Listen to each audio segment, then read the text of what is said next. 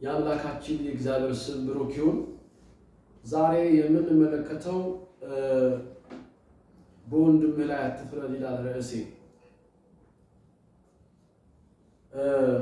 በዚህ በማቴዎስ ምዕራፍ 15 ቁጥር 18 ላይ ያለውን ቃል በማንበብ ነው የምጀምረው። በዚህኛው ትርጉም ላንብብና ከዛ በመደበኛው ደግሞ አነባለሁ። እንደዚህ ይላል፣ ከአፍ የሚወጣ ግን ከልብ ይወጣል፣ ሰውንም የሚያረክሰው ያ ነው።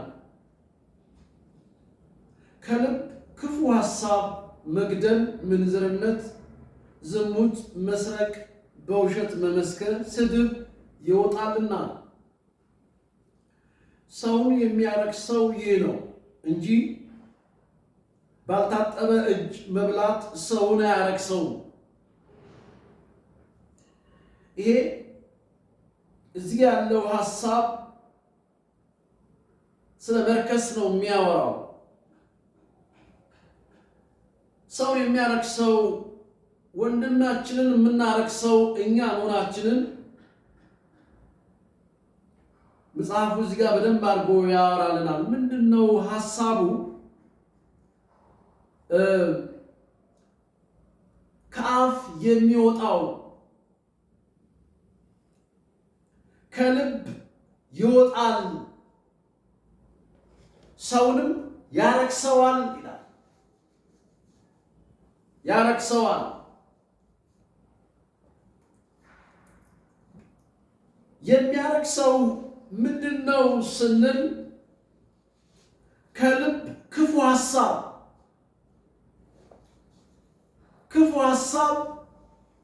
ክፉ ንግግር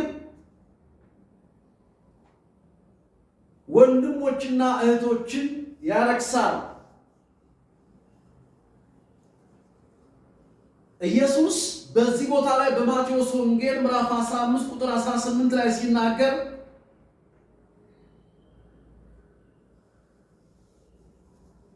መርከስ የሚለው ቃል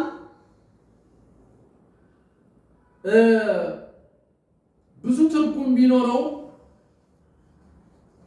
ነገር ግን ሰውነትን ማቆሸሽ ብለን ብንወስደው ሰውነትን ለምሳሌ ጭቃ ላይ የወደቀ ልብስ ታጥቧል፣ ገመድ ላይ ሰቅለነዋል። ነገር ግን ምን ሆኗል? ወድቋል። ጭቃ ላይ ምን ሆኗል? ቆሽሿል፣ በጭቃ ተለውሷል። ስለዚህ አንለብሰውም፣ ረክሰውብናል። ይሄ መርከስ የሚለው ብዙ ነው። መርከስ በሌላም አማርኛ አለው። ኑሮ ተወደ ከሆነ ረከሰ ይባላል። ግን እዚህ ጋር የሚያወራው ሰውን ስለማቆሸሽ ነው። ሰው መንፈስ አለው፣ ነፍስ አለው፣ ስጋ አለው። ከውስጥ ከመንፈሳችን፣ ከውስጥ ከነፍሳችን፣ ከውስጠኛው ሰው በአንደበታችን የምናወጣው ነገር የትኛውን ሐሳብ ነው የሚናገረው? ክፉን ሐሳብ። የመጀመሪያው እንደዚህ ይለዋል፣ ክፉ ሐሳብና መግደል ነው የሚለው። መግደል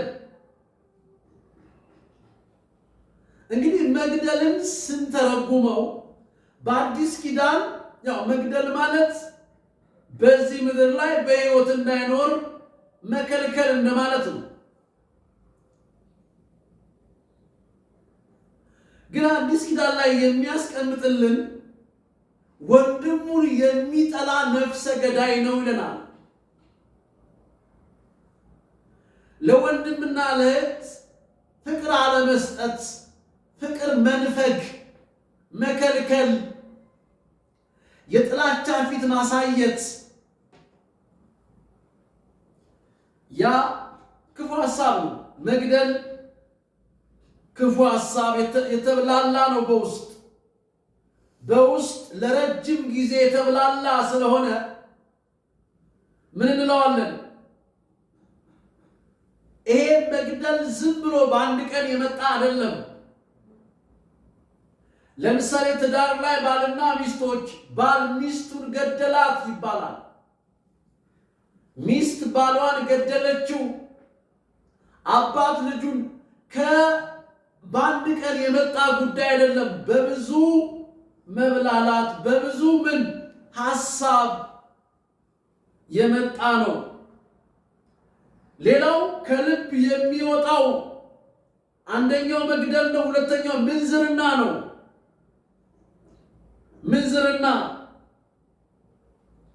ምንዝርና የሚለው ቃል ማመንዘር እንግዲህ እኛ የምናውቀው አንድ ፍቺ ነው ያለው። እሱም ምንድነው? ያገባ ወንድ ከሌላ ሴት ጋር ከተኛ አመነዘረ እንላለን።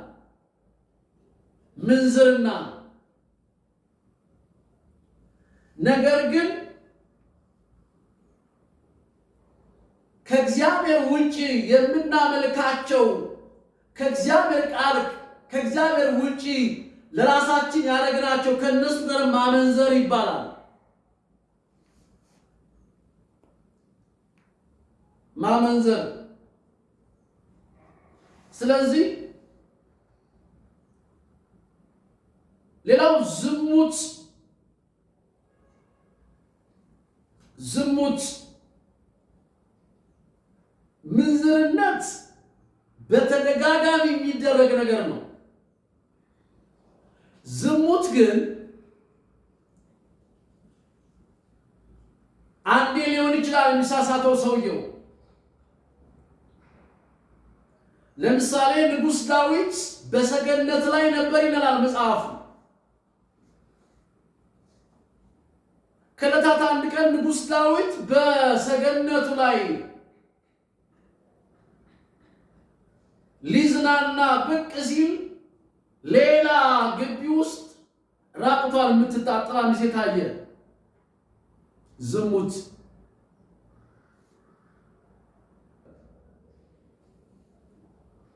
መስረቅ፣ በውሸት መመስከር፣ ስድብ ይወጣልና ሰውን የሚያረክሰው ይሄ ነው ይላል። ሰው ያረክሰዋል። ለምን? ከውስጥ ነው የሚወጣው። ከሰው ሰውነት ከተብላላው ብዙ ጊዜ ከተነገረለት ውስጥ ብዙ ነገር መጀመሪያ ማየት ነው። ከዛ ሐሳብ ይመጣል። ከዛ ምኞት ጸንሳ ኃጢአትን ትወልዳለች ስለሚል እንግዲህ ወደ አፍ የሚገባ ነገር አያረክስም የሚባለው ለዚህ ነው።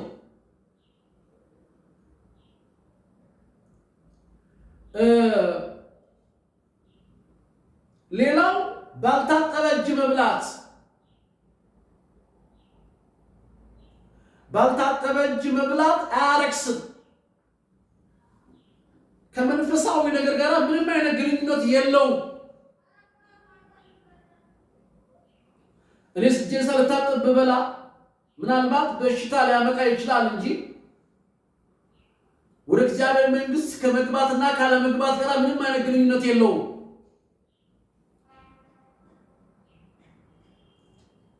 ስለዚህ ሌላው የምንመለከተው ክፍል